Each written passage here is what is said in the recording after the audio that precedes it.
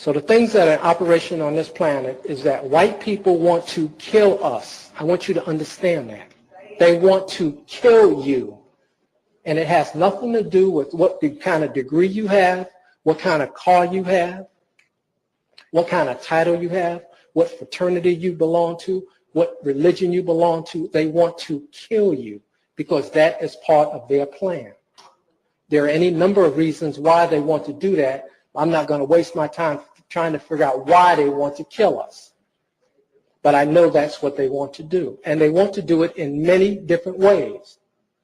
Psychological, economic, cultural, spiritual, social, and biological, chemical, electromagnetic. They want to kill you.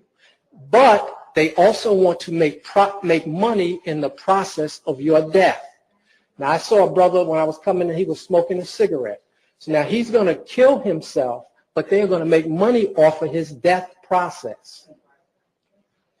The other thing is that they want us to, if they don't kill us, like they tried to kill the brother by beating him up in New Orleans, if they don't kill us that way, or shooting like they killed the brother in Cincinnati, or like they killed Malice Green in Detroit, or like they killed Greenwich up in Pittsburgh, if they don't come out right and kill us straight, they want to get us to kill ourselves. Now, these are the only two operations on the planet. The other thing is that there's only one nigger on the planet. I never use that word. This is the first time I've used it. I don't even think that word, but there's only one nigger on the planet. And the nigger that's on the planet is the one that is destroying the water, the one that's polluting the air, the one that is exploiting people and resources. And the only nigger on the planet is the white man and the white woman. And then our people are not niggers. We are imitation niggers. Now, what we have to do is we have to devise a system or a plan for ourselves. And I said earlier that each one of you is a system. And everything that you do, every thought that you think, either you are supporting white world terror domination by your actions, what you buy, what you wear, where you go, what you eat, how you use your time.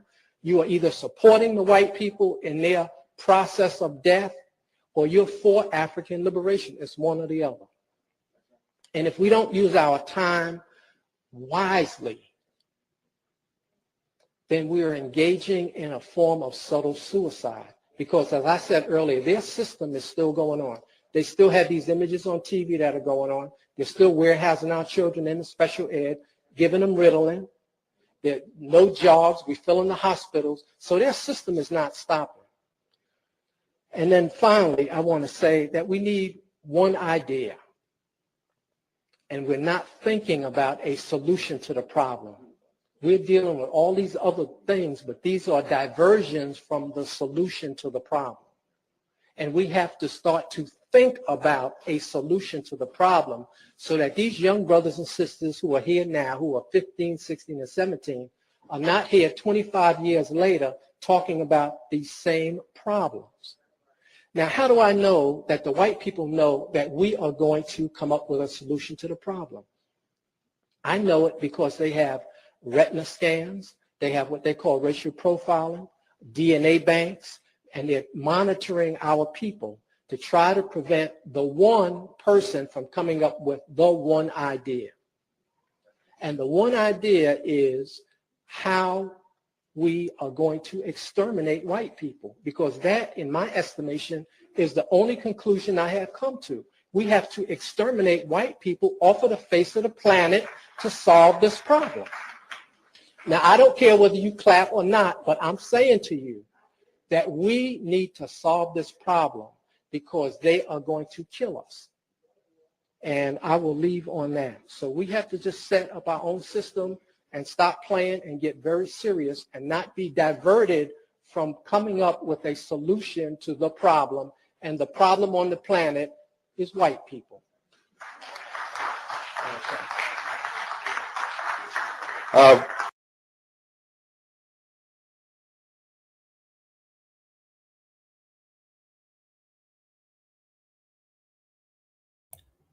What is good, my people? We are live back again with another live broadcast on the forecast. Um, I know it's a little bit late for me coming on here, but I guess it's probably better that way. But we gonna get into it because I'm like I'm at a place of no return, but the place of no return was a long time ago. You feel me?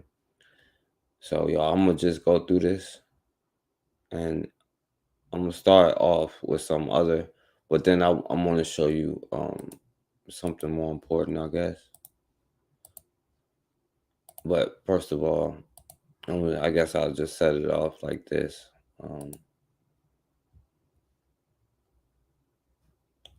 I'll play this.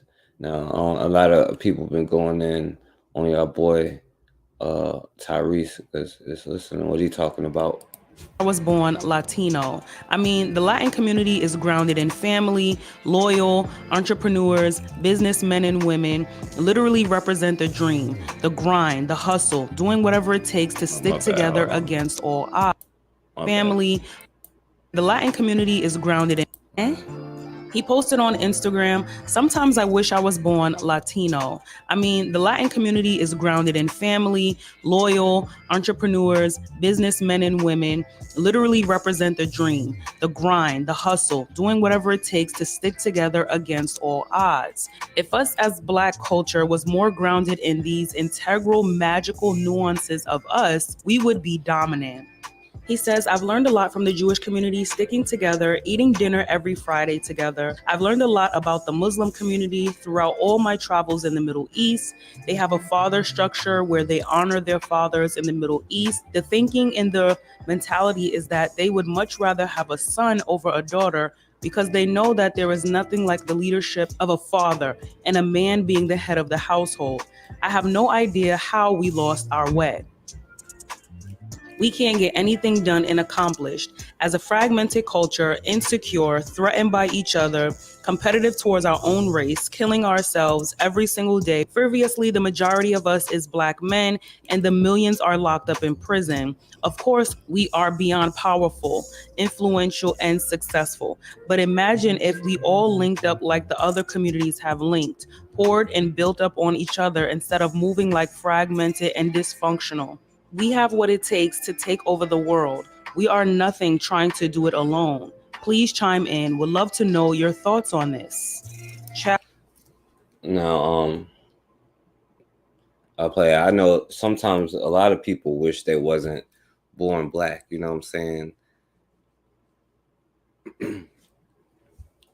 And thinking that these other cultures is somehow better than your own. But I'm not going to get into their degenerate cultures and stuff like that. But what if we did have the mentality of other people, you know what I'm saying, of being quote unquote, or doing what it took to be quote unquote dominant, right? What if we took that structure? If we want to take something from other people, why don't we take how they don't, but they don't sit there and be like, oh, I love how this community, do they have their coons? Absolutely. You know what I'm saying? Which he's like trying to be a candidate. Well, what if we had the mentality of, yeah, no, we're not letting this happen to our people, and we would jump out in paragliders because it's need be. And I ain't gonna say if need be, but because it's need be. You feel me? Maybe, situations like this will stop. I showed you the thing about Boston is one of the homeless brothers out there, Don't give a fuck about the motherfuckers that was born and fucking raised here. Y'all raised the fucking rate so fucking high. Can't afford to live here, but y'all gonna bring some other motherfuckers here? That doesn't fucking add up. It doesn't make no fucking sense. None. I'm fucking homeless. I work a full-time job, 40 hours, and can't pay to live here. How the fuck are y'all gonna bring somebody else here? And by the way, I don't even know if, and I kind of hope so. You know what I'm saying? On the real, I'm gonna be real with y'all right now. I guess I kind of hope so. I kind of hope for this collapse. You know what I'm saying? Because we are too damn comfortable. You know what I'm saying? It ain't no going back. Like, there ain't no facing reality. You know what I'm saying? We tried. You know what I'm saying? It didn't work. So now it's time to do it your way. You feel me? So I don't even know about the 40 hours anymore. You know what I'm saying? Yeah, they're supposed to do it now. They be like, oh, Democratic City, whatever. See, that's the thing. We try to separate ourselves in all kind of things except for the thing that we know what it's going to take to get what we have to be. We separate ourselves in all kind of groups except for the one obvious damn group that you can see happening globally. It's crazy. Like, Here. How the fuck are y'all gonna bring somebody else here?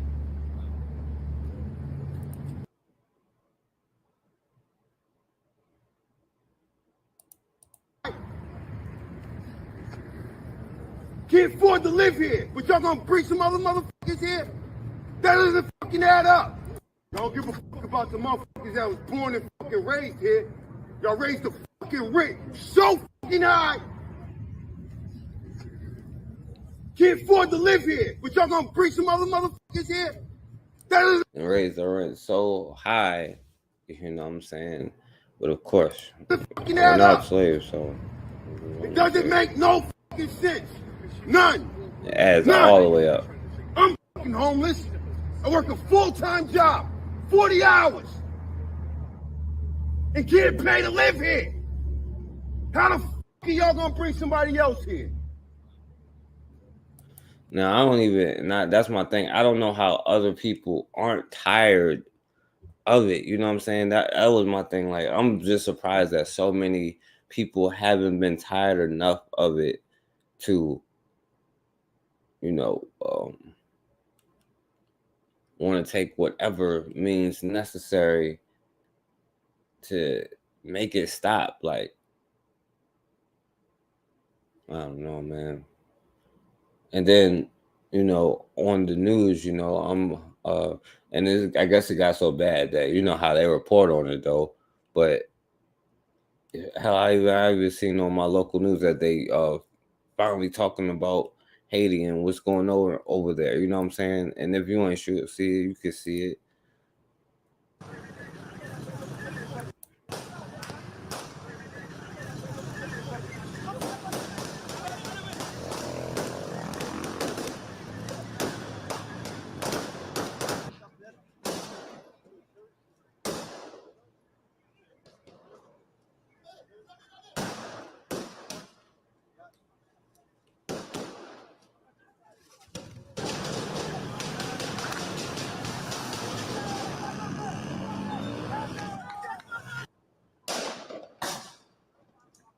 Now, and I know how they put it, and you know, I guess y'all have y'all commentary about it, but you know, they put it like, you know, the people are the gang and the leaders that's installed is somehow, you know how they portray it.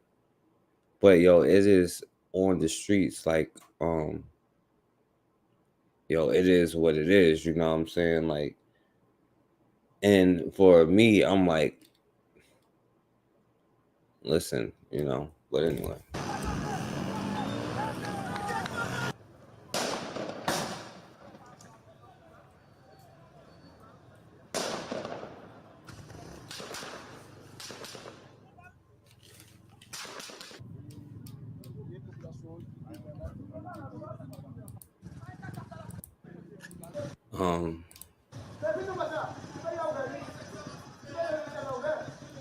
Y'all can speak on it if y'all want to, but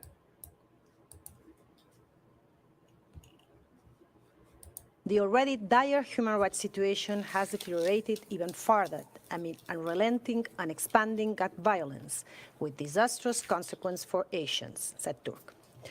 At least 806 people not involved in violent exchanges taking place were killed, injured, or kidnapped in January. In addition, some 300 gang Yeah, members. so that's like men, women, and children. Black men, women, and children. In addition, some 300 gang members were killed or injured, bringing the total number of people affected to 1,108, more than 3 times the number recorded in January 2023. People in areas controlled by gangs have been targeted directly. Gangs also continue to use sexual violence against women and girls as a weapon, and spread fear by sharing on social media gruesome photos and videos of killed individuals and women being raped. The impact of this torrent of violence on children continues to be of particular concern. In 2023, 167 children were killed and injured by bullets. Some were executed by gangs or so-called self-defense groups for the suspect support for rivals. The recruitment of children into gangs remained extremely worrisome. Now, the hell of what, you know what I'm saying, this white bitch is talking about, right? But you see, one of the things to get you to do is to make sure that you fight amongst yourselves, because you always gonna have 2 different groups amongst yourselves. You're gonna have your differences, right? And then you're gonna have the people that sell out and all that stuff. And the whole thing is to cause disruption and chaos within the country so that it's easier to control and to take over. Because let's not forget what Haiti is. It's still probably one of the richest colonies, you know, outside of like Africa or something, as far as like what can be produced over there. You know what I'm saying? And before this, it was the place where, you know, they made them, they fought over, you know what I'm saying? But since, you know, Tucson and them they just represent it as this kind of place, right? And now in war, right? See, they like, oh yeah, well, you know, killing people and like raping children and stuff like this, you know. What's going on, my brother Black Magus? Now, I'm not talking about this in particular, but what I'm saying is like sometimes in war, you know what I'm saying, like you may have to get used, once you understand who your real enemy is, you know what I'm saying, you may have to get used to what you got to do. Like you can see how many children are being, you know, killed and stuff like that. And I guess it depends on like how much we value like children, our children, and what are we willing to do, because sometimes in certain situations, it is what it is. 167 children were killed and injured by bullets. Some were executed by gangs or so-called self-defense groups for the suspect support for rivals. The recruitment of children into gangs remained extremely worrisome. All right, so After fleeing their homes when armed gangs took over, these people are now sheltering in a school. Yesterday, the gang group arrived and they started shooting everywhere. People died. So this morning, we got out and took refuge here. I ran. I have children with me. I ran with them. I have nothing for my children. The gangs kill people and they chase us. That's why I left the area. According to UNICEF, more than 300,000 people have become internally displaced in Haiti. At this makeshift shelter, civilians are the ones helping those who've had to leave. They have no water, no food, no clothes. They have nothing. I asked the Haitian state to come to help them. They really need help. In response, people have taken to the streets to protest the government. I'm on the street today because my neighborhood is not good. I can't stay at home. There are a lot of explosions. At the moment, people are leaving their houses. I have found myself obliged to take to the streets to say no to Ariel. Acting Prime Minister Ariel Henry has ruled the country since the assassination of President Jovenel Moïse in July 2021. In the years since, Haiti has plunged into a state of crisis as conflict between alliances of heavily armed gangs in control of most of the capital try to expand their territory. According to the UN, 4,500 people were killed in Haiti last year. Today we are tired. The Haitian people are tired of the misery, of the suffering. To support a dwindling police force, Haiti's government requested the help of international security forces back in 2022. In a decision supported by the UN, Kenya committed 1,000 police officers last year, with the United States pledging more than $300 million to get the deployment up and running. That plan has hit a standstill. This week, a Kenyan court ruled that the UN-approved mission to send a police force overseas was unconstitutional, saying a reciprocal arrangement would need to be in place. Kenya's government has said it would appeal the ruling. In the meantime, Haiti will continue to confront the crisis on its own. Madeline Lobuth, ABC News. All right.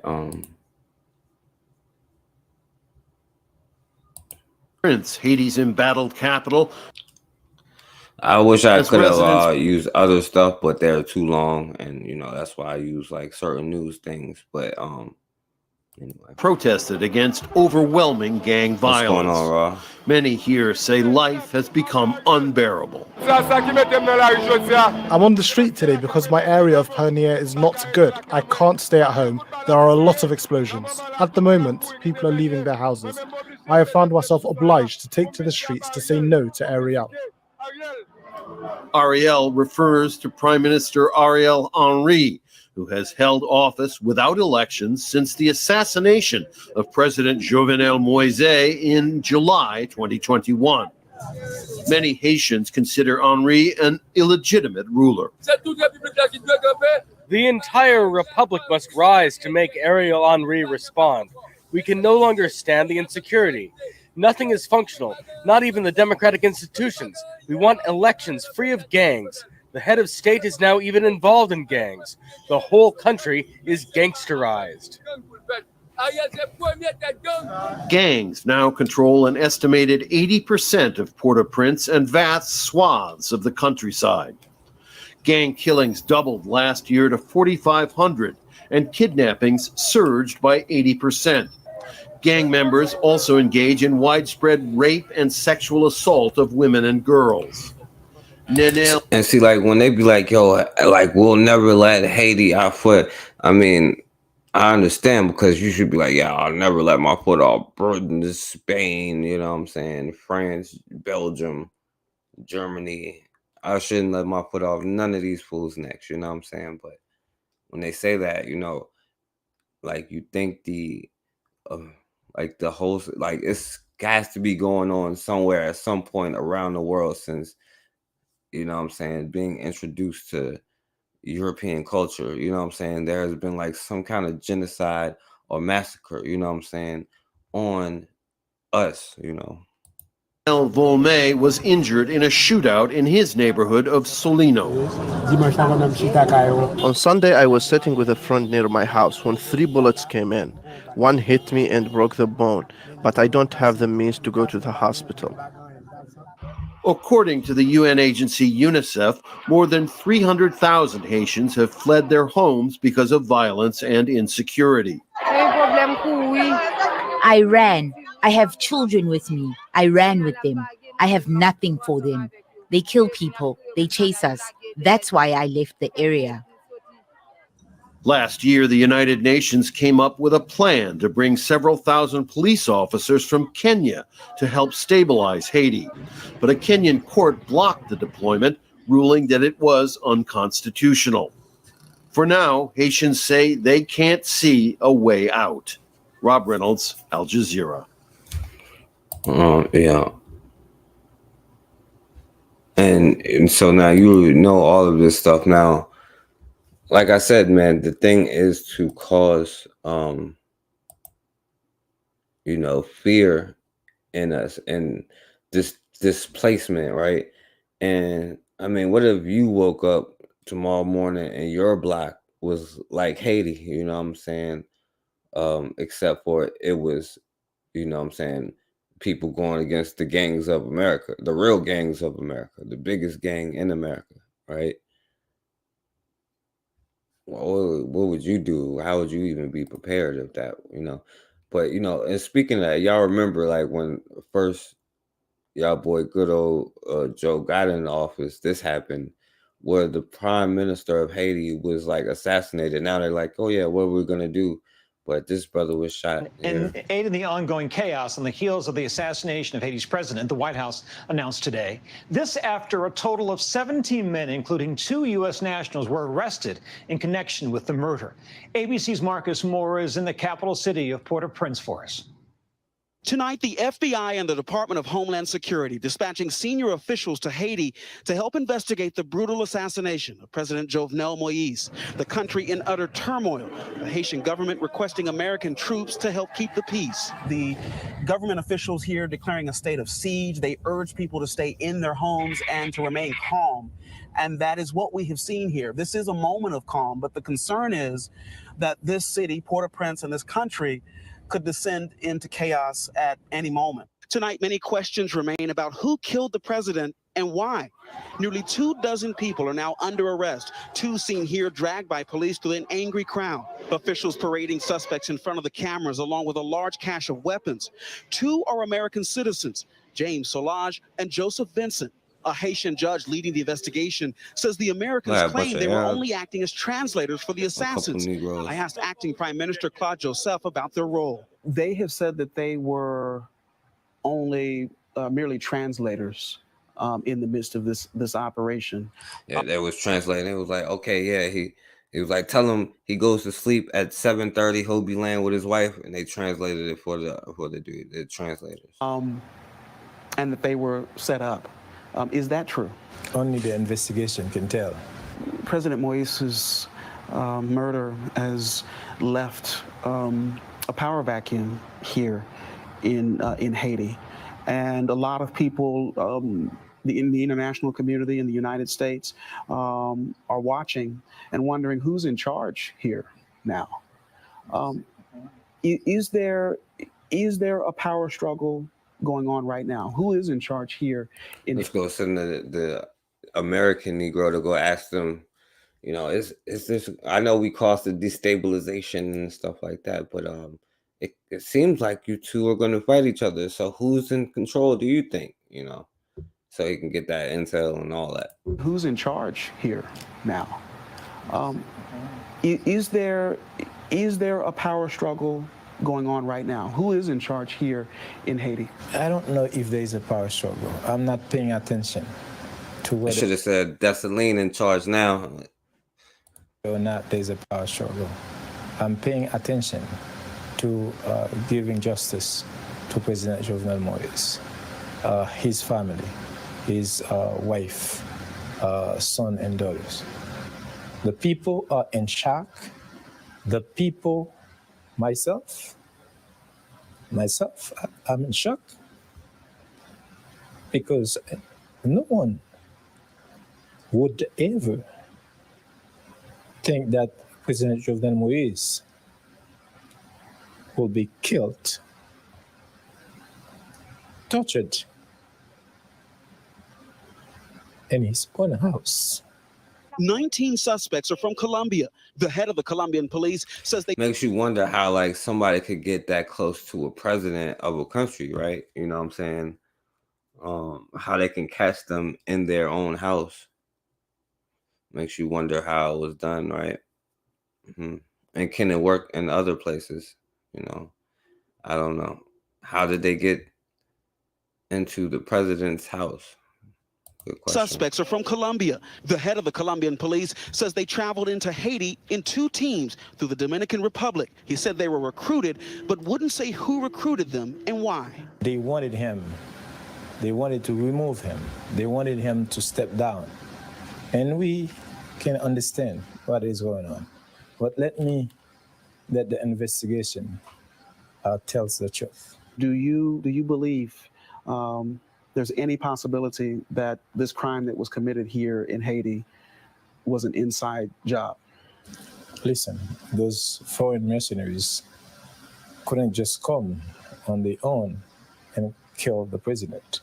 How can you be sure that you have the right people? We do have the right people, and they are under investigation. They're talking now. So we are They had Joe Biden in custody or Hillary Clinton in custody or one of them. going to give justice. Byron, there was a moment in that interview that All right. But y'all got your own opinions about Haiti and stuff.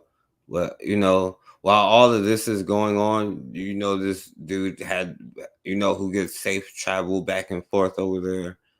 We have new information about an accused Slob child here. predator who allegedly targeted children in Haiti, and there could be hundreds of victims out there. Local 10's Christina Vasquez live now with this developing story. Christina. Speaking of all of those children being kidnapped, right? Yeah. And the defendant in this case is accused of preying on orphans in Haiti. And now, new tonight, we are hearing from HSI Miami's special agent in charge. And it's about funny, right? They're trying to be funny. They in Little Haiti in Miami talking about Haiti, right? So where this white dude was. why they are trying to raise awareness about this case with Miami's Haitian American community. Opening and operating an orphanage to prey on some of the most vulnerable children in the world. That is what 71-year-old Michael Gielenfeld is accused of doing.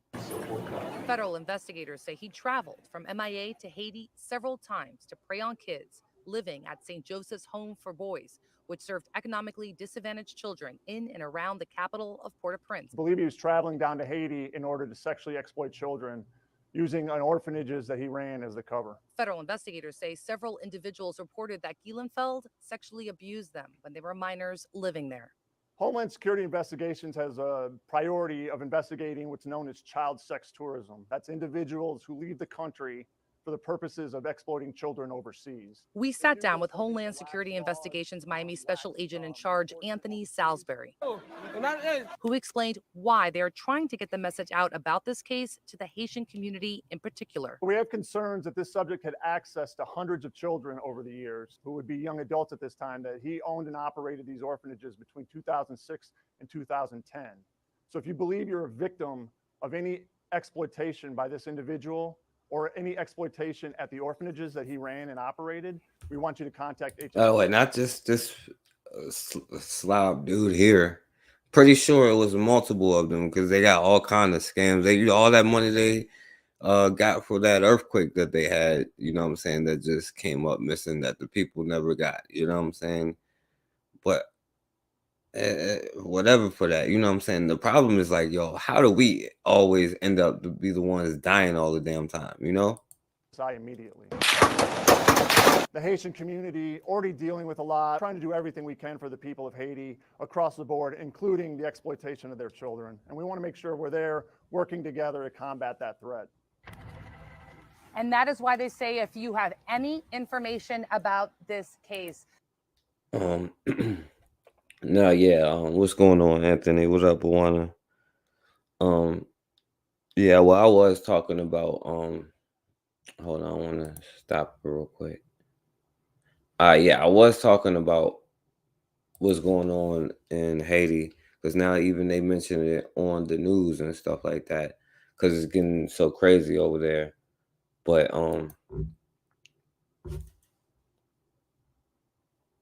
yeah, they killed the leader. Yeah, they always got the people and hurt the people, you know what I'm saying? That has been a constant thing. And I'm not gonna lie, especially before probably Buwana, this is probably gonna be this next part might be a little bit too extreme for you, but it shouldn't be too extreme for any black person at this point in time. Because I don't care where you're from.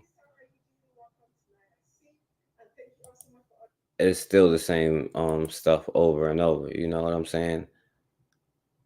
And wherever you're from, is somebody else wearing jewels from your people. And they took it off of our necks. You know what I'm saying?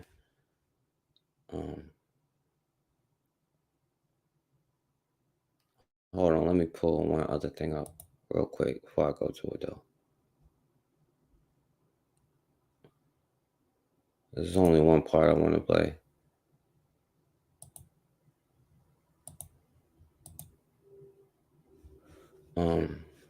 It's this last chick talking.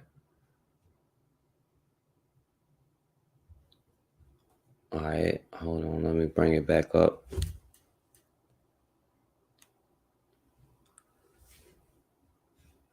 Now it's going to freeze up. My bad, y'all. All right, here we go.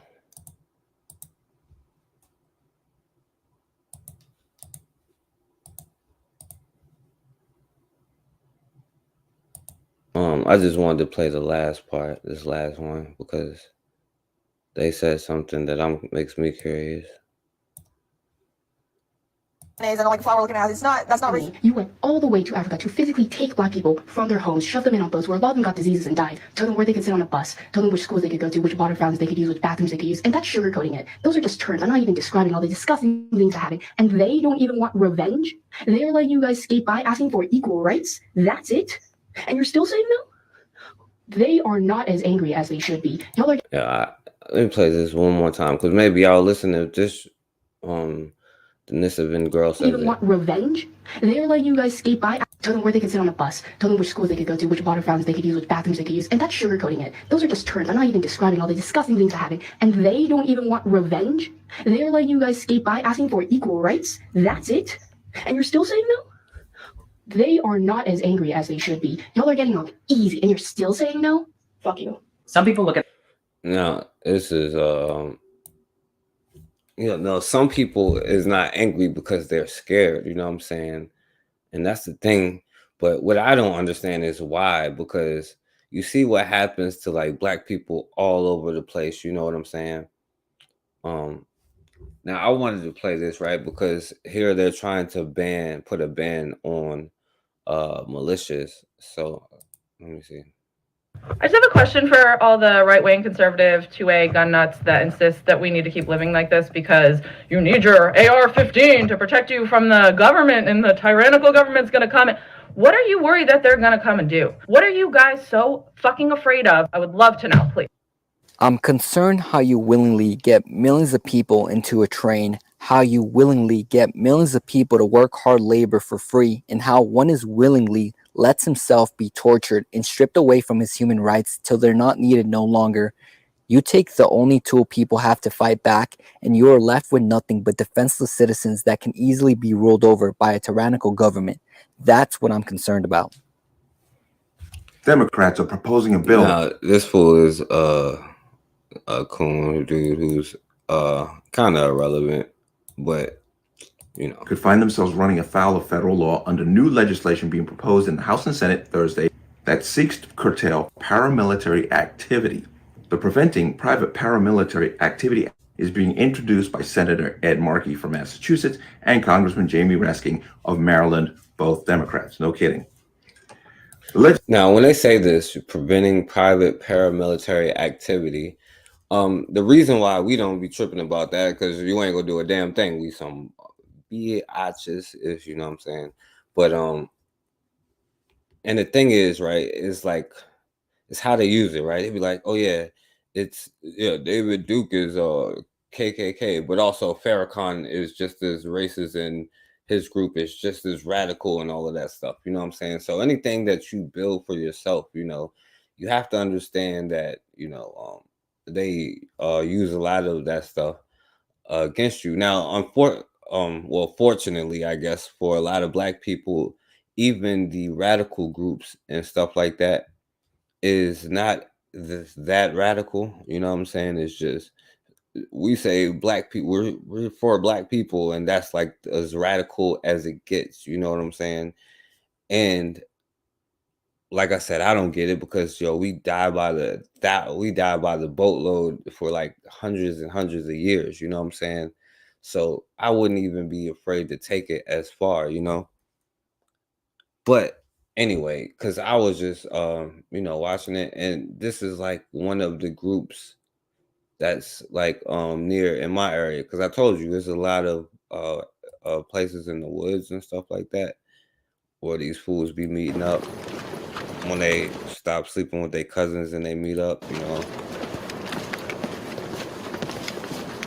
What's going on out here? Our annual Lobby Day March. Lobby Day, what are you lobbying for if it's not obvious to the people watching here? Unconstitutional gun laws they want to pass in Virginia this year. What are they trying to do? Like, what specifically are you fighting against? They want to make it illegal for you to carry a firearm on you in a restaurant that serves alcohol. Magazine bans, AR bans, and a couple other laws.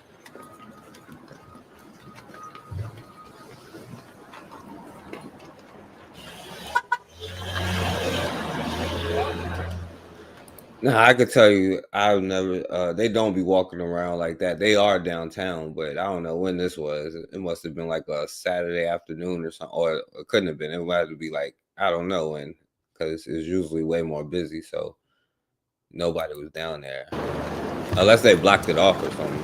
Because I don't remember this.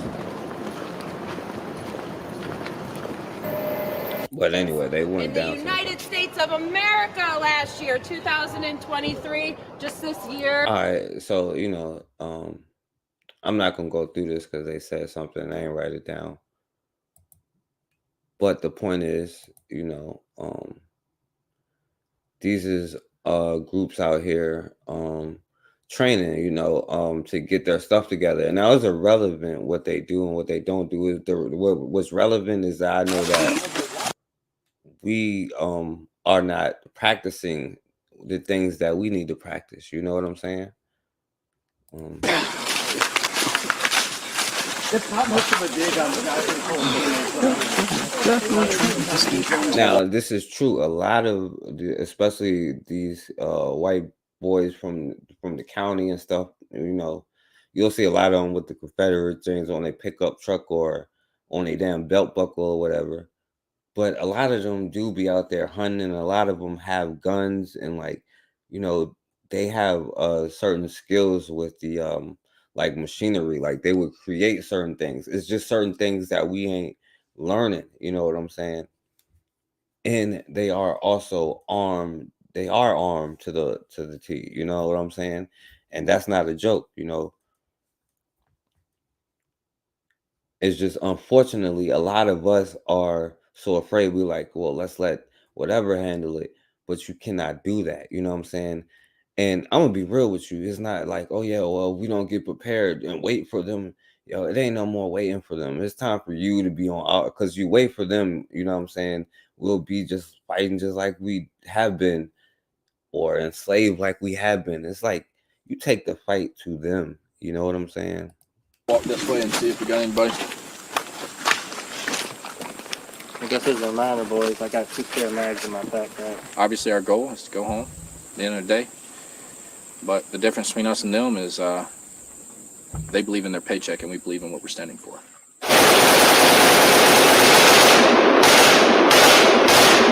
If you are able, mask up, cover your arms like any identity. Now, when you in America, what if you wake up in the streets is like damn Haiti? Well, it ain't gonna be like no black groups doing it. You know what I'm saying? It's gonna be the ones who are putting their money where their mouth is, and they don't have a problem even going down their own people. You know what I'm saying? Like, or putting down their own people if they stand in the way. And like, would you be prepared if anything was to happen? If you know what I'm saying? Like, hell, like you probably ain't gonna be prepared if they have another problem at the docks or whatever, with the ship containers. We probably starve to death, you know what I'm saying, at this point. But like, and you may seem far-fetched, but you see that it's been happening in every black nation. And was the people in Haiti, was they ready for what's this latest round of what's going on? Or like at some point, you know what I'm saying, you better go ahead and get ready. And maybe you want to be on the offensive if you ever want to, like, for it to stop, Identifying marks. We'll handle the vehicle situation at the meetup point that we've already considered. So either we all come home or nobody comes home. So, and I promise before God, if my boys don't get to go home, ain't nobody going home on the end of their shift either. So. Let me see. Let him say that one more time. Just put me in place of him, but y'all listen to him. They're going home on the end of their shift. And I promise before God, if my boys don't get to go home, ain't nobody going home on the end of their shift either. So, because I won't tolerate it. It's coming down. Don't shoot me. That means if Haiti is a problem, then Belgium or Sweden should be having similar problems, you know what I'm saying? Because ain't nobody gonna have no peace around here. If we ain't getting no peace, if we gotta get slaughtered, we all getting slaughtered at this point. It's time what he to stand up. Did you want front to back or back to front?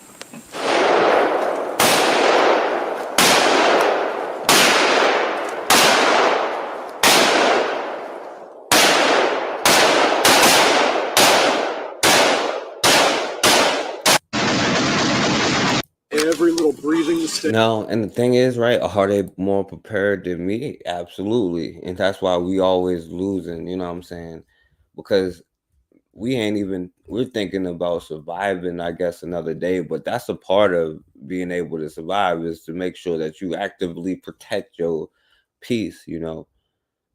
And they, or they probably have more, you know what I'm saying, access to, like, they have more money, so they'll have more weapons, more bullets, you know what I'm saying. Now, we being unprepared as we are, you know what I'm saying, we're gonna be dying of thirst anyway.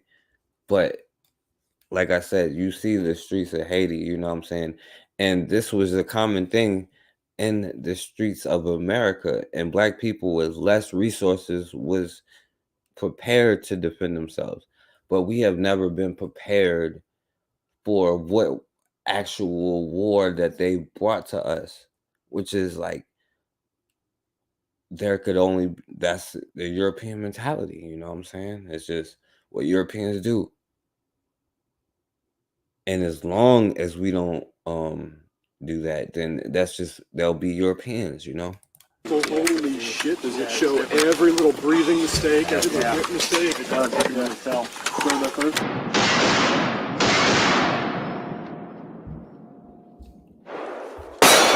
And no lie, this is almost why I'm like, yo, I wish that something would go down if they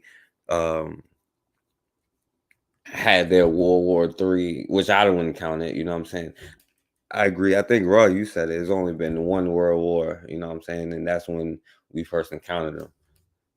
And all the rest of it come from that. But anyway, you know, maybe that'd be the only way, you know what I'm saying? If we just at a point where, like, damn, like, if I don't go out here and do whatever, then it is what it is. And like, when I was young, I wish I could go back and have the knowledge, like, because my peoples is from like the country and they got farm and stuff like that, just not a big farm, but their own farm.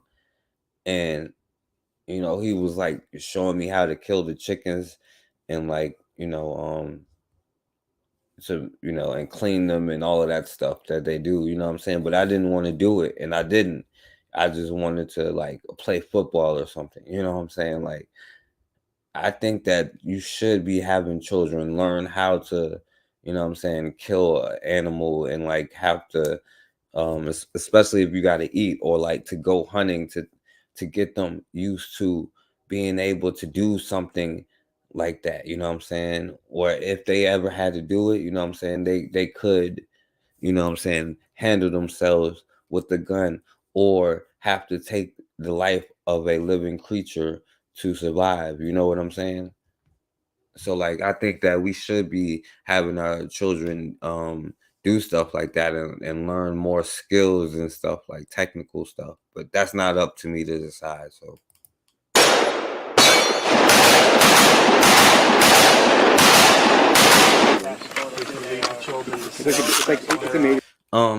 Raw, do I think that they suspect that we would rise up? I think that they don't think that we're going to rise up, but they always plan for if we ever do. You know what I'm saying? They understand better than anybody, and that's why they work actively hard to make sure that we never are on that level, to where we're going to a mass amount of us, a critical mass of us is going to be standing up, because that's the greatest fear, like, you know what I'm saying, the slave revolt. What if the N-words ever get it together and learn what they have to do and stick together, you know what I'm saying? Because this quote unquote white supremacy can only be defined by Black inferiority.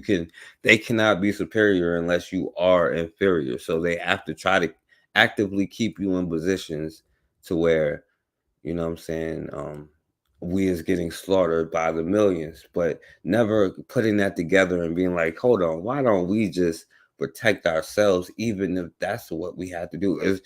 If it's like your children, like just think about it. If you're like your neighbor, like is your child or my child, who am I going to choose?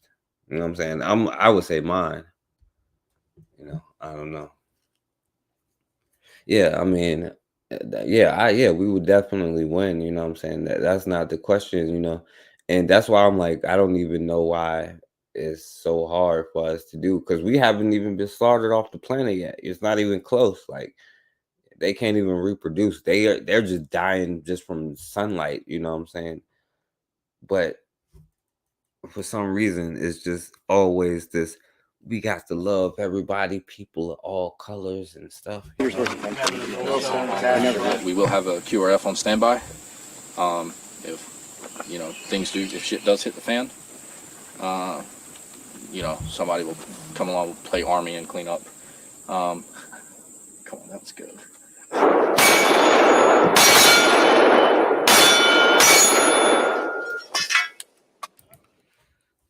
I don't want to depend on, as you know, how many white boys in the army is got this mentality, especially like, oh yeah, we just stood up for this nation, and now all of these, like, and they include everybody into it. You know what I'm saying? But I wouldn't want to depend on them fools. I would want to be able to handle. This is why I wish, like, when I was younger, I could have understood it, and I would have had way more advanced knowledge. You know what I'm saying? But let me see, and then I'm gonna show this. Because there are black people out there getting it, but like this brother here, this is in Richmond. You know what I'm saying? He said their mission is to be militant vanguard for all African people globally, and teach and encourage all black people to arm themselves, train, and protect themselves from any harm or danger.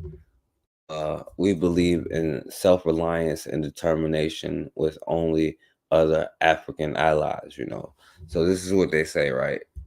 And so their demands is to have their own government, teach African people true black education to gain knowledge of self and end self-hate, to ensure African people learn self and firearm defense, and put immediate end to, what they call white supremacy. And I can respect these young brothers because, they have a program where they can feed children, and hopefully I would meet these brothers soon, you know what I'm saying? But even them, you know what I'm saying, they would probably think I'm extreme because there is no such thing. You cannot compromise. One of the smartest things that them fools ever said is you cannot compromise with the terrorists, you know what I'm saying? And the only way to have liberation and self-reliance and determination is to make sure nobody can ever take that away from you, right? And the immediate end, I don't think we understand what the immediate end of that means. You know what I'm saying? You think they're just going to stop being them or stop trying to make moves? The immediate end means you don't care if it's some old white chick harassing you. You're not going to stop and be like, oh, well, don't knock her to the ground because that might kill her, and she shouldn't be in your face. You know what I'm saying? If some little white kid, you know what I'm saying, mess with your child and then they happen to fall down the stairs because you taught your child self-defense, oh well, you know what I'm saying? Like, sometimes, and I guess it'll be too extreme, you know what I'm saying, for a lot of us. But anyway, at least that's what they say, I appreciate that. This was another one. But they're near the beach and stuff like that, so they farther away. I don't know. I think they're. Reparations affects everybody who looks like me. Our ancestors fought and died over 400 years. And we're the only ones not to claim our reparations. Virginia is the birthplace of slavery. Virginia is the birthplace of the Confederacy. Yeah, maybe I don't know if it's the birthplace of any of those things. Let's just say it's the European culture. You know what I'm saying? Because it was actually the Pilgrims in like Pennsylvania that had like the first slaves and like legalized selling children before the colony that they called Virginia started doing it. You know what I'm saying? So they're all the same, you know. But you know why we are the only group that has not got reparations? I mean, I could tell you why. Because we the only group without no paragliders, you know what I'm saying? Or at least paragliders aimed in the right direction, right? So this is where it should. First of all, you don't get the. All right, forget this.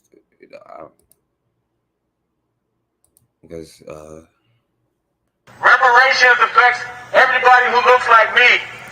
The crazy part, Raw, even I would say less people than that time, but even in the 30s and 20s, you know what I'm saying? They were saying if you're going to go out, take them with you. You know what I'm saying? Take one of them with you. If you're going to go out, take one or two of them out with you. Because they understood what time it is. You know what I'm saying? Like, there is no, it's just the comfort. That's why I wouldn't be tripping if, you know what I'm saying, they were like, all right, that if, you know what I'm saying, Joe Biden or Donald Trump fell on the button, because maybe that's the only opportunity we got, you know what I'm saying? Because I get it. A lot of us have children and you want your children to live and survive, you know what I'm saying?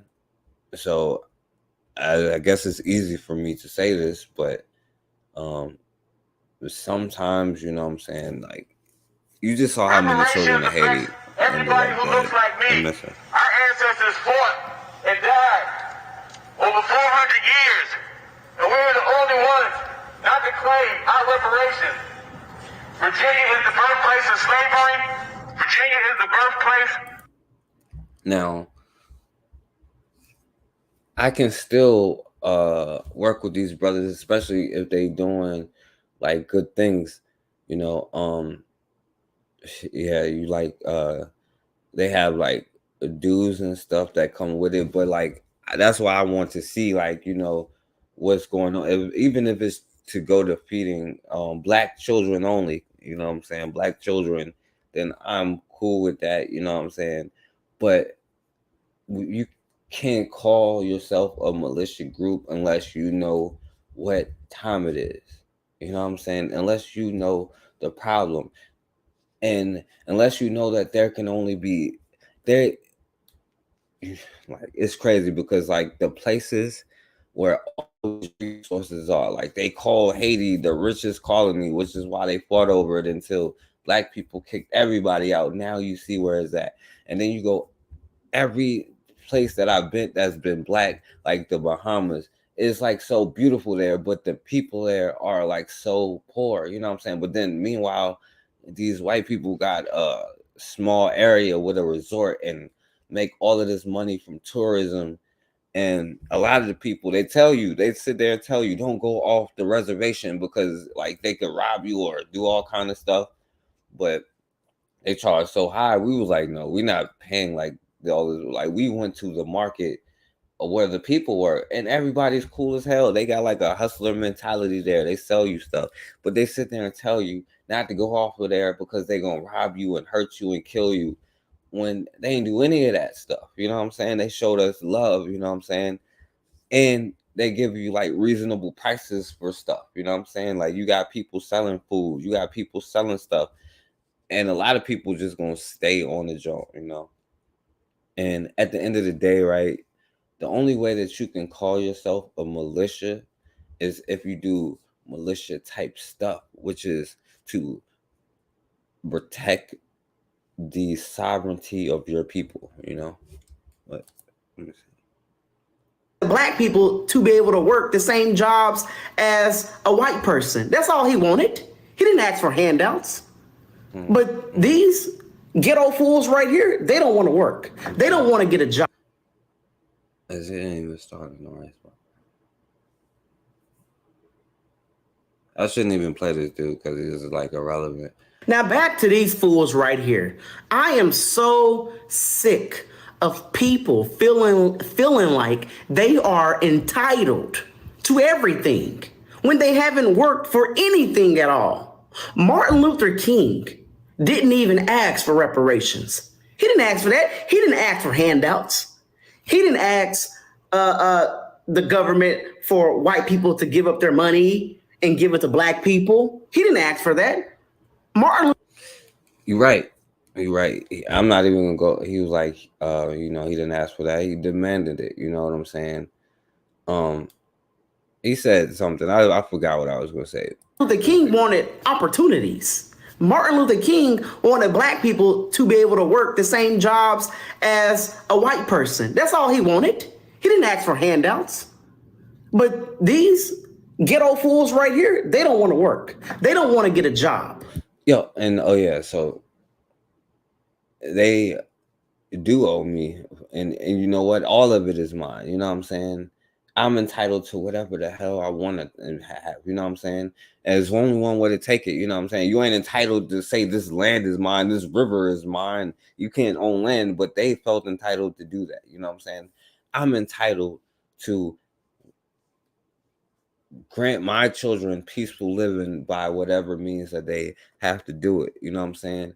And yeah, they will definitely pay for what they did. You know what I'm saying? They are not just going to get away with what they did. They're definitely going to pay, right? It depends on, they said the Civil War was their reparations, right? But they didn't pay enough, right? Because it was millions of us. I don't know how, like a couple thousand of them died in the Civil War.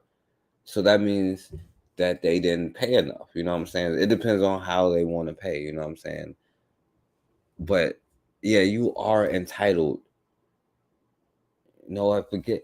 Because they like to be like, yo, poor righteous teacher. No, forget that poor righteous teacher stuff. I'm the wealthy righteous teacher. You know what I'm saying? Like, we deserve to have what we want. Like, yo, you deserve to have protection for your family, for your family to be able to eat.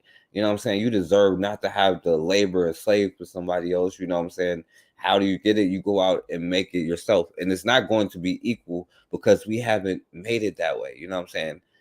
And it's not about like, and when I say equal, that means I'm hiring my own. You know what I'm saying? I'm making my own. Right. And the only way that we're ever going to do that is support each other, because we're not going to get it from them. And this is another thing. They're going to stop taking our tax money, you know what I'm saying, to fund all of the stuff that they're doing. And until we on that mindset, we are doomed. You know what I'm saying? Like, one way or another, they got to stop taking our tax money. Like, for real. Like, and that has to happen because I'm tired of it. You know what I'm saying? Yeah, that is him. He one of them black African dudes, you know, or black MAGA dudes, I mean. But anyway, let me play this, you know. And I get it may be extreme, but like it is true. Like, there is no other way around it, you know what I'm saying? But also you should definitely be prepared, and you should definitely feel like you are worthy of, you know what I'm saying, being on earth and being able to live in peace. But the only way that you can ever get peace is to make sure that nobody is going to attack you. You know what I'm saying? And unfortunately, everybody has attacked us. So it is what it is. So, but anyway. On woodtv.com, our digital team is featuring Black-owned businesses for Black History Month. Today, we're talking to My Brother's Keeper Security Solutions, the first Black-owned gun shop in the Grand Rapids area. Along with selling firearms, it also offers CPL training, a free gun lock program, and private security. The store's owner, an ordained minister, sees his business as a ministry. He said providing gun safety training is his passion. Training is so important. You know, so many people come and buy a weapon, but don't have the training behind it and don't know the laws and thinking they're doing the right thing, but they're not. So that's one of the reasons my brother's keepers got to Now, I'm not going to get into the whole law thing because, you know what I'm saying, law is only backed up by one thing, and that's the biggest gang in America, and that's backed up by the biggest gang in the world, you know what I'm saying, which is the military, you know what I'm saying. And that's the only thing that makes a law is somebody's ability to enforce it, you know what I'm saying. And if you ever wanted to enforce something, you would make the law, you know what I'm saying. But while we're not doing that, okay, fine, you know what I'm saying. I agree with him in that point of, you know, learning it. But the most important thing that I agree with is learning how to use it so that you don't hurt yourself. You know what I'm saying? Teaching your children at a young age how to handle it properly so you don't have to worry about them playing with a gun and accidentally hurting somebody, killing, but to have literacy on weapons to protect yourself. And I'm not just talking about, you know what I'm saying, a gun or whatever, because you can just look up homemade self-defense weapons. Because if you're walking through in like a dark neighborhood and, you know what I'm saying, especially a young daughter or something, and she's out with her friends, or a teenage girl out with her friends, and she has some kind of thing to defend herself, you know what I'm saying, whether it be, you know, something she made at home that can act as a weapon or whatever. But a lot of us even fear the thought of having a weapon because we seen what happened with black men, especially black men or women who's armed throughout the history. And we don't think that psychologically affects us. But, yo, that's why it's important to teach your children, like, safety. And hell, you can make a damn flamethrower, like, you know what I'm saying, or at least something that can protect yourself by using a damn lighter and some, you know what I'm saying, household products, you know what I'm saying. If somebody running in your house and you ain't got nothing else, you know what I'm saying, you could use that if you want to, or whatever, you know what I'm saying. But yeah, definitely safety, you know. but they're not. So that's one of the reasons my brother's keepers got in business. I truly believe our people perish from the lack of knowledge, and the knowledge that I have, I share with them, and so they can get the right knowledge, be able to carry that weapon, and use it in the safe right way. Our people perish because some damn psychopaths is always attacking us, by the way. And they took that knowledge anyway. So, well, they tried to beat it out of us. So now we don't even know nothing. I don't know my language. Like Malcolm X said, I don't know my last name, but I'm scared to lose something. But I don't even know my damn last name. You know what I'm saying? I get it. You have people, we have people that we love, you know what I'm saying? But yo, it is what it is, yo. That weapon and use it in the safe right way. He first got his start in the security. Absolutely, my brother. He got the concealed pistol learning classes, licensing classes. I'm sorry, the concealed pistol. You get your concealed license, and then a self-defense and firearm instructor.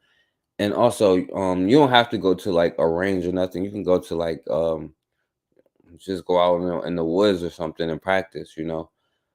Because I only met like a couple of black families that even go hunting, and I went one time, but like I said, I'm a city dude, and I wish I hadn't been.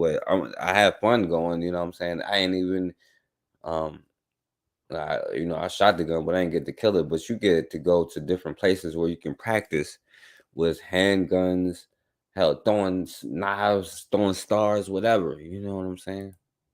But I think we should definitely practice that. You know, this is a little bit older. That was the Second new, but- Amendment is a right granted to every American.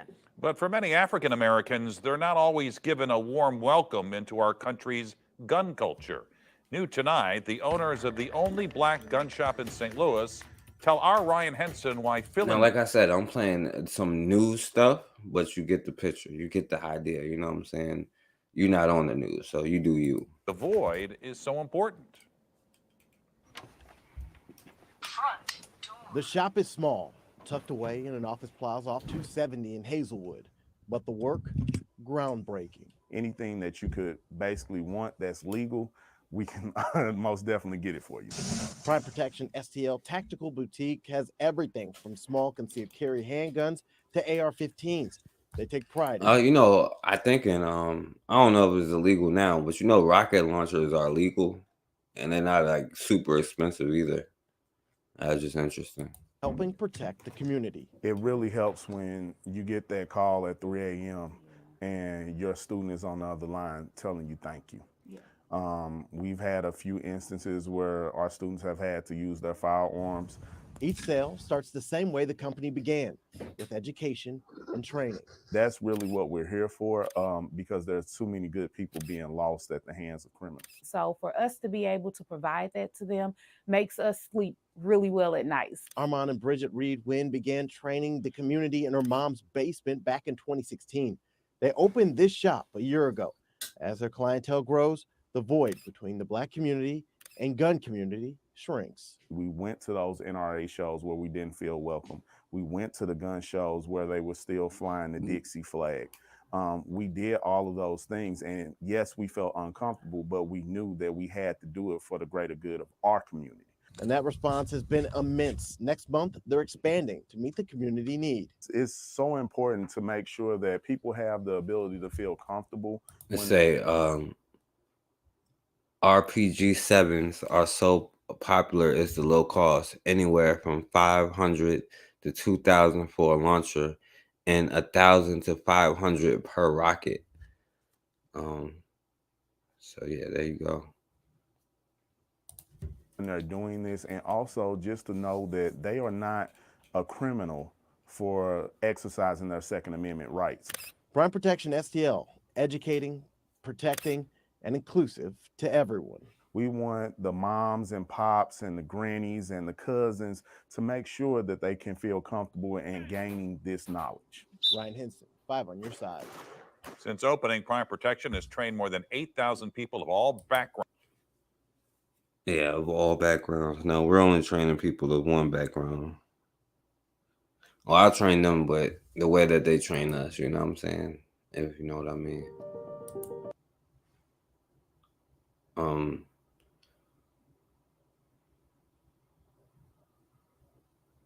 See, come on, man. This John Wood freeze. I don't want to see this. Talking about some damn Islamic relief. And they're going to try to force us to watch it.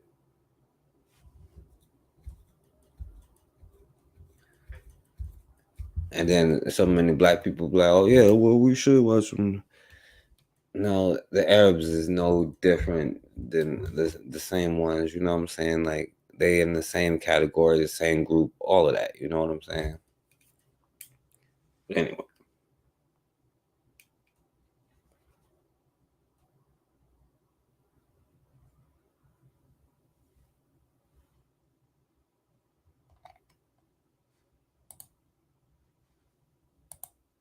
The new training facility today marked Now, this is a newer one where this brother just opened this one. Central Illinois welcomes a new training facility. Today marked the grand opening of Illinois' second Black-owned gun range. News Channel 20's Kyra Willis spoke with the owner about the event and has all that they have to offer. EDK Defensive Consultants President Eddie Kimball is proud to announce the grand opening of the EDK Training Center Services, Pawnee's one-stop shop for firearms, ammunition, and training courses. For licensed firearms dealer Eddie Kimball, opening his own gun range is something he has always wanted to accomplish. Very excited. It's a dream come true. It's here. People in the neighborhoods have been calling and emailing and texting saying that they're coming out. Kimball says the goal is to help patrons buy or rent guns and ammunition and get assistance with filling out applications for a FOID card or a concealed carry license. We do partner with a fingerprint company. So our endeavor is to be a one-stop shop when people come in to do their concealed carry or their concealed carry renewals. The grand opening gave Kimball the chance to showcase the facility, which includes the gun range and its variety of merchandise. It's the simulation machine on the inside. We'll have just a constant scenario running so people can see. People see items that we have for sale, hearing protection, eye protection, firearms for rent. And then, of course, they'll get a chance to see the 5-lane range that we have on the other side of the building. Pawnee Police Chief Barkley Harris says the range is a great resource for Central Illinoisans. I encourage the public, if you're going to be interested in that, to obviously take the classes. learn the safety of how to handle a firearm. As the second Black-owned gun range in Illinois, Kimball wants people from all different backgrounds to know that the facility will be a safe and You just don't know a part of the class is like teaching them who your enemy is. You know what I'm saying? That's the part they left out. fun place to enjoy. It doesn't matter where you're from, who you are, your gender. No, I ain't gonna put that on him because he probably will be scared. Like, no, it's everybody because he's just saying it right now. Don't matter who you are, I'll teach you how to use the gun against me and my family. It is what it is, you know. And I get that I may seem extreme, but it's not extreme. It's just like not being dumb because you go to what they call it, like Gaza, and try to open up a Black-owned something around them Arabs, you know what I'm saying, to see what happened, you know, or any group that you think is your friend, you know, go to East India, try to open up a Black-owned something. Doesn't matter where you're from, who you are, your gender, age. We can all come together under a unified place and do something that's common to us. The facility will also provide firearm safety training courses along with self-defense classes for women and youth. In the studio, I'm Kyra Willis. Back to you. All right. Let me see. Oh yeah, it's not just bring a that. knife to a gunfight, and here's why. Let me see. This is the Vanish holster right Okay, yeah. here. It is arguably the world's most comfortable holster. First thing you need to know about it. Stated opinion. So check this out, right? There is this such thing. Now, like this is why I would say I would probably disagree. It was like rechargeable, full auto tactical knife.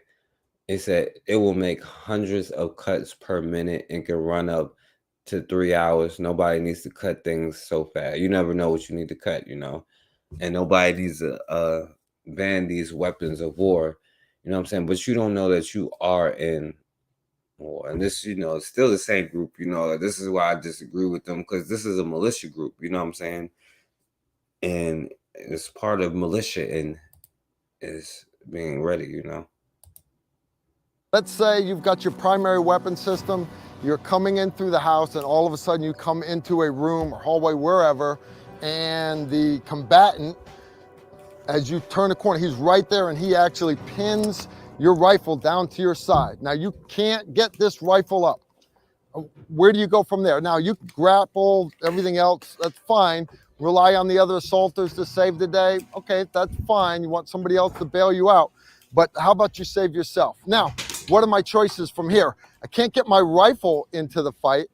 So my secondary weapon system, right, bring my pistol out. The problem with bringing my pistol out where I'm at this close is while I'm holding the grip, okay, pistol's empty. While I'm holding the grip, if the enemy was to grab the front of this pistol, he owns just as much as that puppy as I do. It's very easy for him to twist that out of my hand, and now he has a firearm and mine's still pinned. So instead of going straight to that secondary weapon system, leave that holster where it belongs and pull your knife out. Now, just like with the pistol, I've got good purchase on the handle, except now, is he gonna grab the other end of that? Good luck with that. Grab the other end of this knife. Go ahead, go for it. Now, from here, because of the way I have it mounted, you notice blades facing out. I have carotid arteries there. I have the kidneys. I don't necessarily have to get a kill shot here, but what I'm doing is I'm making enough space so that I can get off the guy, and then I can either bring out my pistol or get my long gun back up in a fight.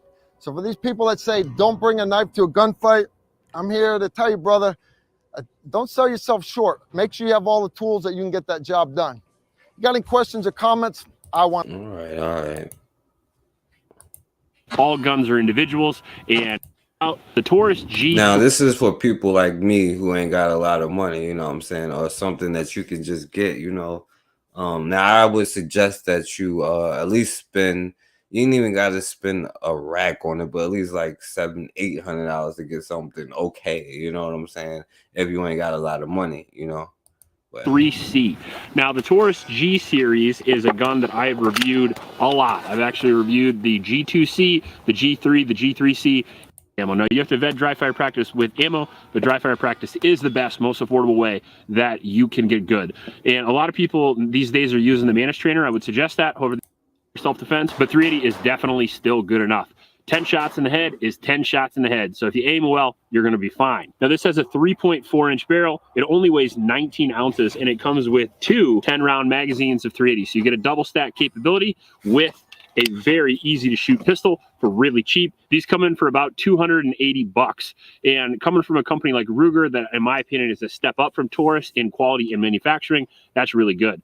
We have a pretty decent trigger. We have some holes in the slide there to lighten the slide so you get less reciprocating mass. Savage Axis. It is one of the cheapest bolt action rifles that you can get on the market. I had mine in 5.56, but you can get it in whatever caliber you want. I would probably recommend 308 for a do-it-all gun. You can honestly use that for self-defense, and you can use it for hunting relatively well. A bolt action rifle is an ideal for CQB, but they did it in Normandy, and you can do it right now. 308 can pop a guy down with one shot, and that's kind of nice. The barrel length on mine was 22 inches, but you can get them bigger or shorter than that, depending on what she likes. And the weight is really, really light at 6 pounds. So it's easy to carry all day if you're storming the beaches of Normandy, or if you are hunting an elk, whatever the case may be. If you're going to carry it a lot, lighter is always better. 4-round magazine capacity with one in the tube is pretty good. Storming the streets of Iowa. Comes with a carbon steel barrel. They come with detachable. This Y'all is can my watch this whole thing. Rossi It's just so Brawler. long. Now, this is a single shot pistol that shoots 410 shotgun shells. And I was out at my buddy Nick's the other day shooting with Twister the Rapper, which was one of the coolest things you can do. That's not a bad time. And this thing is so cool. So this single action, you have to pull the hammer back and you get one round. It has a safety. It has a rubber grip. You can fire 410 slugs or buckshot out of this, which is super cool. And you can also shoot 45 long Colt, which I would recommend. That might be fun. And number 5. Yeah, I don't know if you would want a one-shot thing if you're storming the streets of Iowa. State Armory Dagger. The $300 Glock clone strikes again. What a gun for the price. We actually looked online, and right now they're going for $250, which is pretty freaking impressive. Palmetto does a good job of making cheap guns straight to the consumer that actually work fairly well. In this case, I think this is... Now, I wouldn't recommend, you know what I'm saying, like the cheapest guns, you know what I'm saying? I wouldn't recommend it because like things get broken easily, like the firing pin and stuff like that will break real easy. But, you know what I'm saying, if you're in a situation where that's what you need or whatever, you know, I'm just, you know. Their crown jewel. For $250, you can get as close to a Glock as you can get for $250. It has pretty good ergonomics. It was reliable through our 1,000-round test. We do have a full 1,000-round test of that gun. If you want to go see it, it's in our back catalog. It has a 22-ounce overall weight, a 3.9-inch barrel, and it comes with one 15-round magazine. It comes with basic sights and basic ergonomics for the $250 price point, but if you want to pay a little bit more, you can get extras as you go.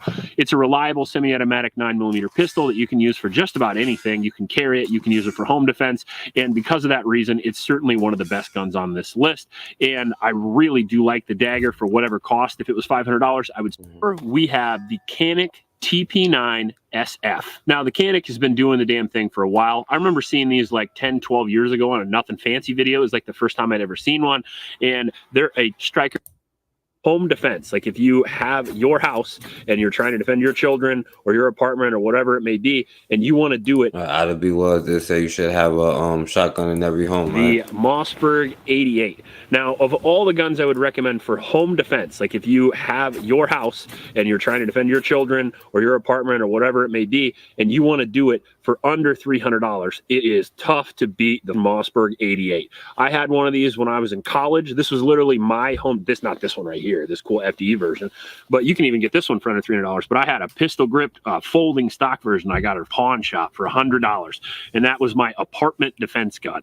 I've had a bit of a love affair with this gun ever since I was like 19 or 20 years old, and that's because these things are basically the most budget version of the Mossberg 500 you can get, but they still work extremely well. This one here comes with a 20-inch barrel. You can get them in any capacity, really. I mean, this one has about 8-shot capacity. Imagine having 8+1 is the Ruger 1022. See what I did there? The Ruger 1022, the Hillbilly Sniper Rifle, the gun everybody shot pop cans with at 700 yards, if you know what I mean. This is the gun that one of the guns at least, that I first started shooting with when I was young. We had a what you want. They are very, very modular, and they've been around a very long time. The weight on this guy is sub 5 pounds because I have a lightweight stock on it, and they take M&P Shield. All right. So, that's just some ideas. Also, I wouldn't, like, dude was saying, I wouldn't ignore this part either. Because you can get, like, when you go some places, you can get, like, cheap, like, blades at stores when you get there, you know what I'm saying, or wherever you are, And this is just for protection for wherever you are, because I haven't noticed it. I don't know if you noticed, but we've been getting, like, slaughtered a lot, But we don't have these kind of videos. Like, how do you have self-defense? And it should be like overwhelming videos of black people showing these things and inventing these things. Delta Force knives. But we invent stuff. We invent stuff that's like for peace, and like maybe they'll love us now. You know what I'm saying? This will help solve world issues, and it only makes it worse. Got the partial serrations there. But y'all get the point, hold on. I want to show one last thing before I get off of here, because I want to show you this, so I didn't make it up. Hopefully it come up real quick.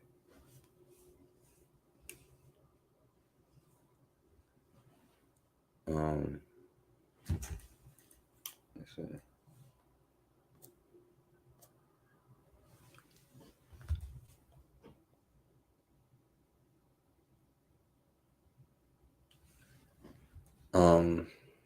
All right, hold on, let me see.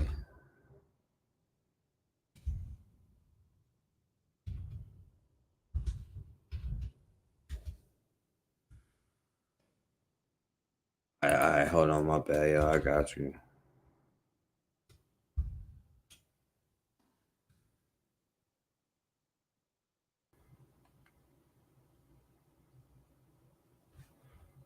All right, okay, so let me bring it up before I get off of here. Just because I said it.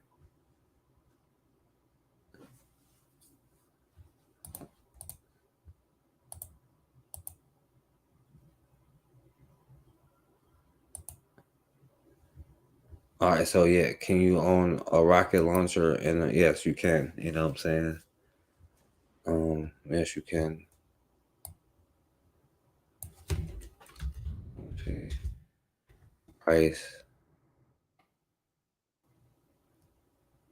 How much does it cost? All right, so there you go. Perhaps the RPG 7 is so popular. It only costs from 5,000 to 500 to 2,000. And 1,000 to 500 per rocket, you know what I'm saying? Then, of course, you can update it. And let me see. It was one.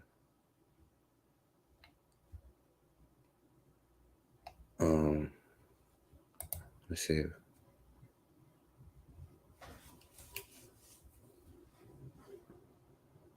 Well, I ain't seen the right one.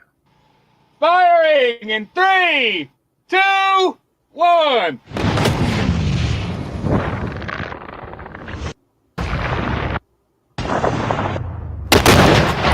For an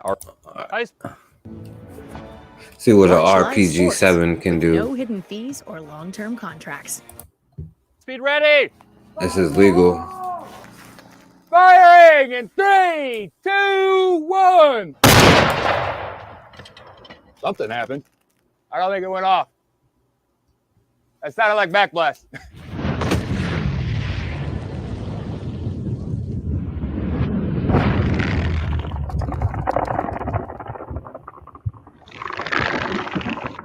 Well, it'll obviously go through a person.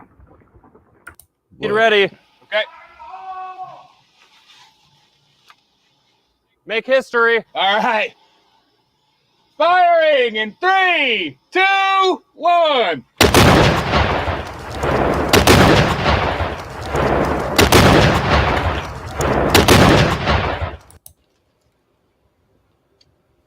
Okay, so you don't want to get hit by a rocket.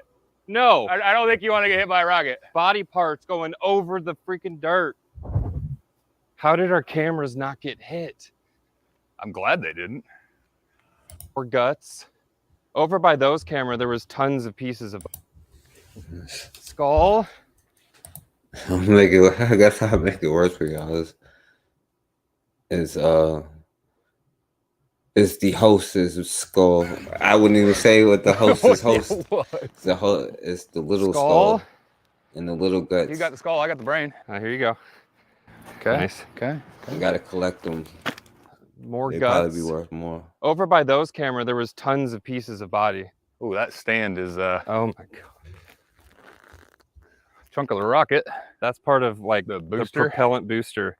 There's like not a whole lot to look at, really. Now these fools got time to sit there and get rockets to blow up with. You know what I'm saying? What do you think the ones that's paranoid and like got enough money to get bunkers and all kind of weapons and ammunition got time? Like I'm telling you, when I tell you, like in my state alone, because I get it, and my state is like crazy because outside of the city is just a bunch of like you'll find like Confederate flags and like Trump signs and stuff like that everywhere, where it's just like rednecks everywhere, especially if you go like west towards West Virginia or like south.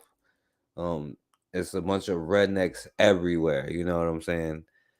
Especially like it's like an area where like George Washington was born in, and if you keep straight, you go towards the beach. But if you like, you turn here, you go towards George Washington house. But if you turn there and you a black person, you better be strapped up. You know what I'm saying? And this is how a lot of Virginia is outside of the major cities. But a lot of black people don't go outside the cities to even see that or know that. And then you have like the mountain rednecks, and then there's always one black family living amongst them. But all of these sundown cities and stuff like that, they still have that. I would suggest that you not stop unless you are strapped up and you prepared. You know what I'm saying? Unless you got a RPG-7 in your trunk, you know what I'm saying? Or at least a $300 gun or something, you know what I'm saying? So, based on what we just saw with our eyes, this has got to be some of the best high speed we've ever captured. I'm almost afraid to watch it. All right, we're gonna start out at a nice. You can kind of tell that we jam-packed this sucker with explosives because it's pretty front heavy.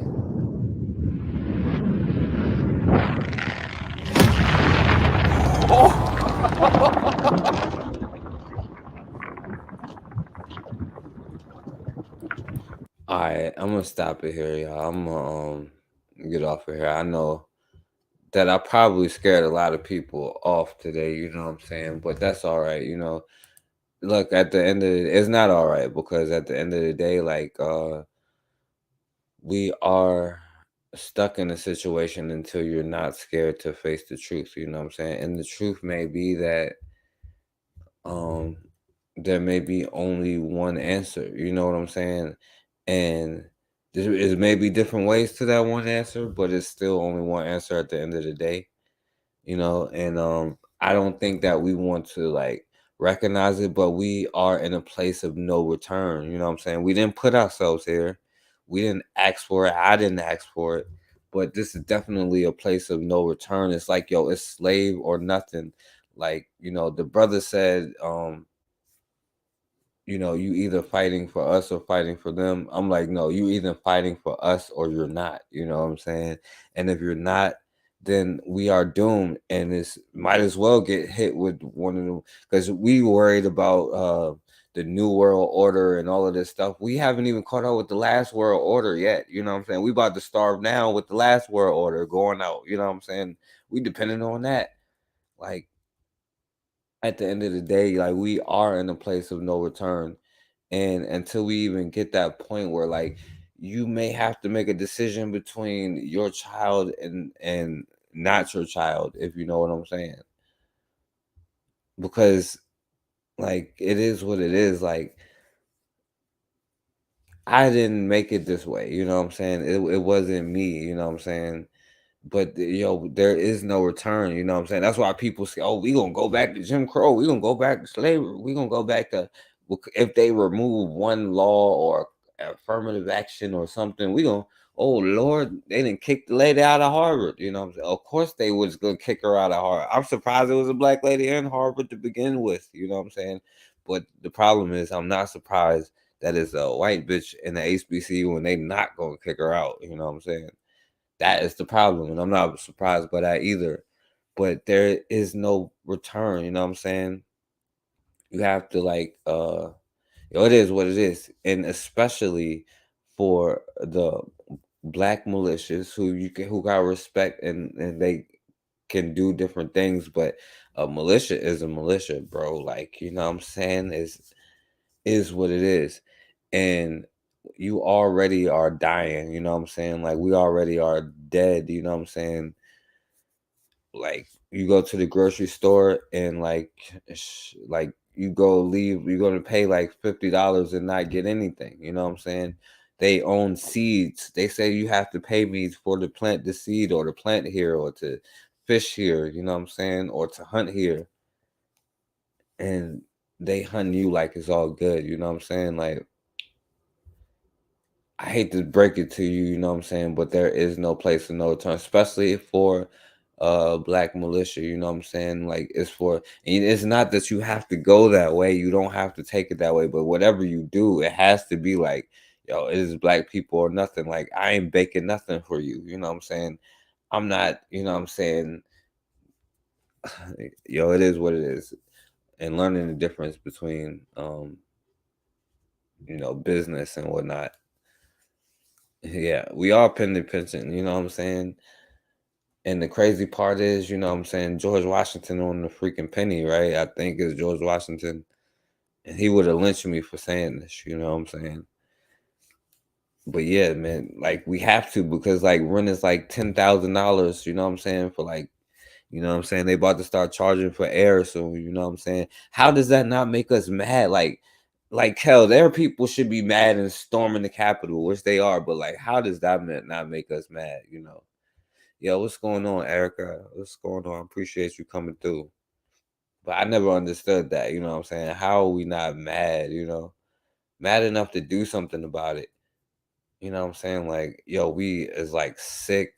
And then you realize like the foods that we've been eating is not right for us, but that's the things you can get cheap. And hell, you have Arabs who's supposed to be Muslim, it's against their damn religion to sell pork, you know what I'm saying? They sell it to you, you know what I'm saying?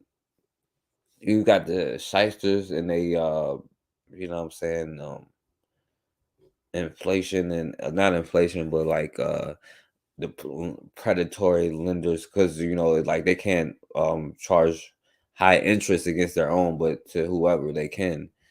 Then you have, you know, the French and they disgusting, you know what I'm saying?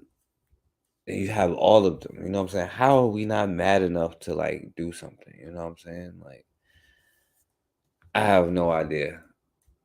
But at the end of the day, you know, I still support brothers who is doing something instead of nothing at all. But like, yo, at this point, like, we have been for a long time a place of no return.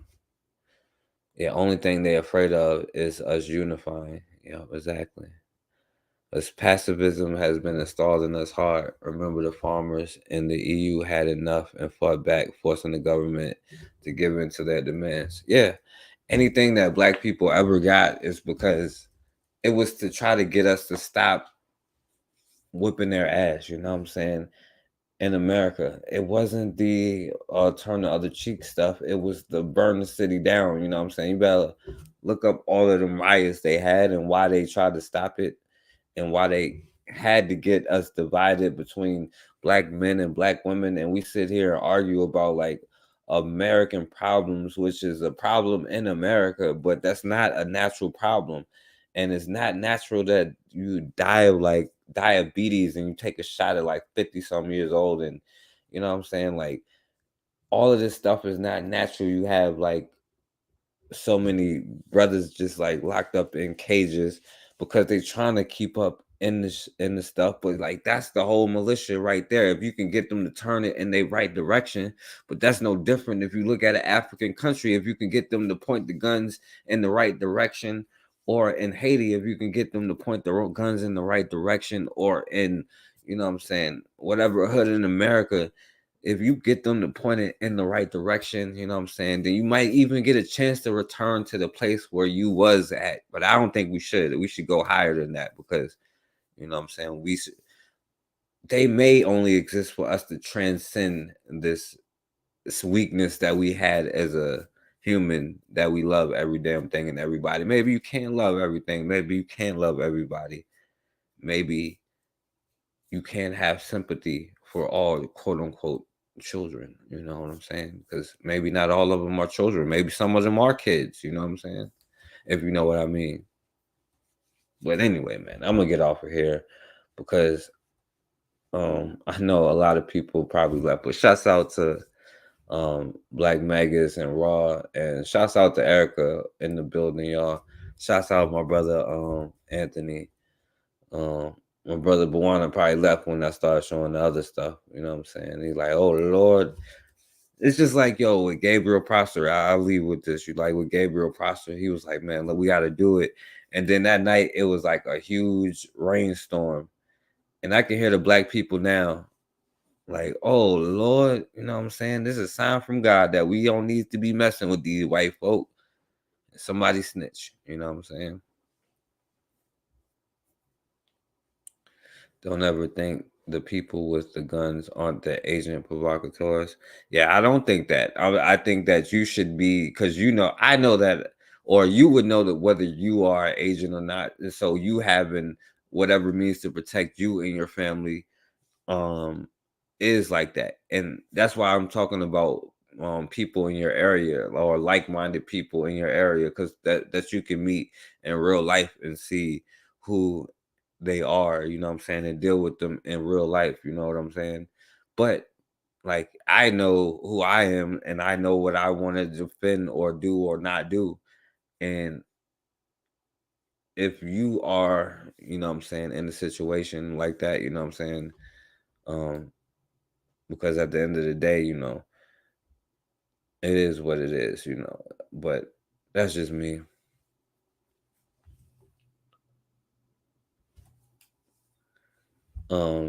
Said that migrants have been brought in and creates weapons distributed to them. Well, yeah. I mean, all of that was like, it's been a means of use of that. That's why you have to protect your stuff, your neighborhoods, your property. That's why I don't understand how we aren't mad enough. You know what I'm saying? But anyway, man, let me get off of here. I'm gonna let this brother have the last words, because he said it pretty well. So I'm gonna let this brother have the last word. And it may be kind of long, so shouts out to all of y'all, and I appreciate y'all for sure. Yeah, Erica, it's all good, because I was, you know, I kind of was saying some whatever stuff, but it is true, you know. But let me let this brother speak. So the things that are in operation on this planet is that white people want to kill us. I want you to understand that. They want to kill you. And it has nothing to do with what the kind of degree you have, what kind of car you have, what kind of title you have, what fraternity you belong to, what religion you belong to. They want to kill you because that is part of their plan. There are any number of reasons why they want to do that. I'm not going to waste my time trying to figure out why they want to kill us. But I know that's what they want to do. And they want to do it in many different ways. Psychological, economic, cultural, spiritual, social, and biological, chemical, electromagnetic. They want to kill you.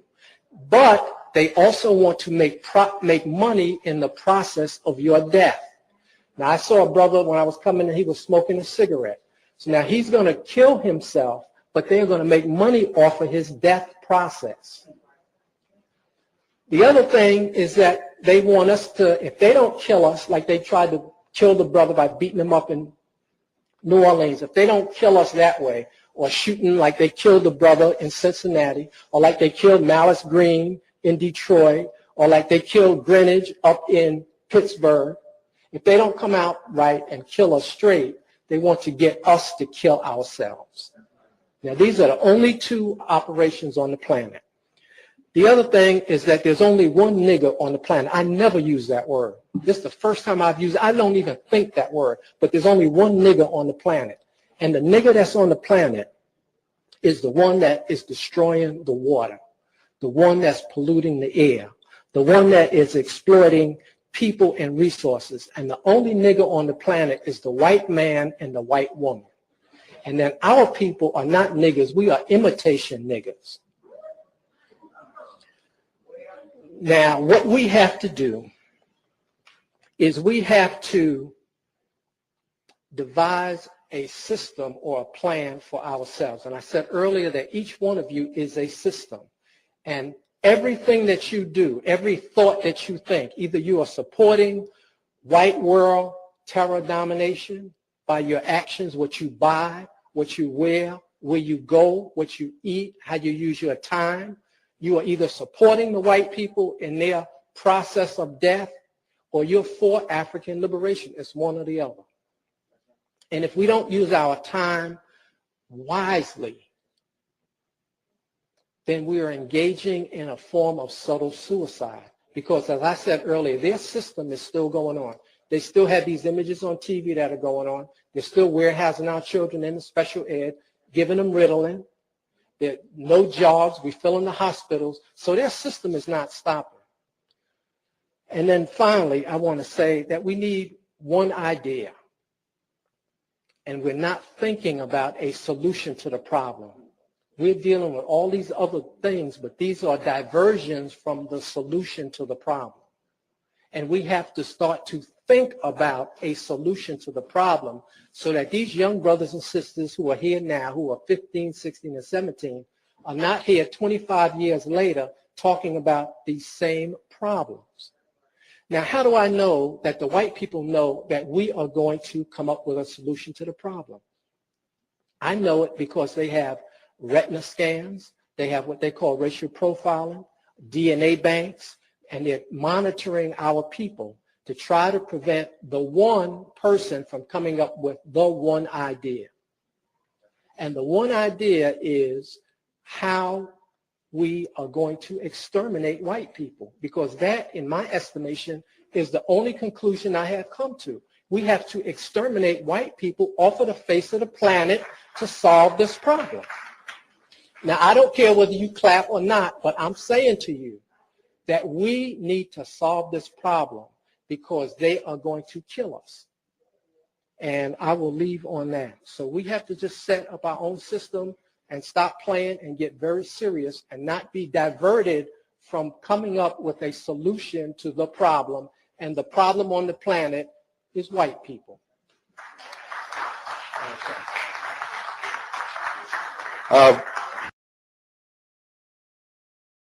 And by the way, I think we all know the answer. Is just tough to admit that. I'm not saying for him, I'm saying for black people, the solution to that problem. But I said enough, you know what I'm saying? Yeah, couldn't have said it better myself, man. So I'm glad that y'all can understand that. But you know, as always, man, we have got to start standing for something, or we're gonna keep falling for anything.